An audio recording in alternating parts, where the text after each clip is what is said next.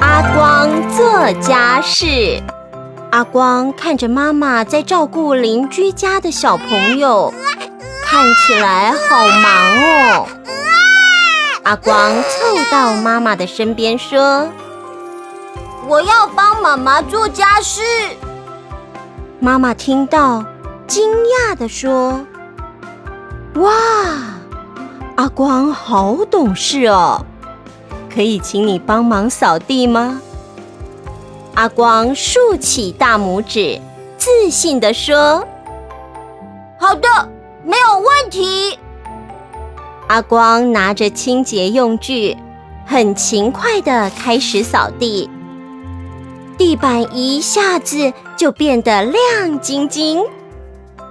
妈妈看着阿光，开心地说：“哇，阿光好棒哦！会帮忙做家事的阿光最厉害了。”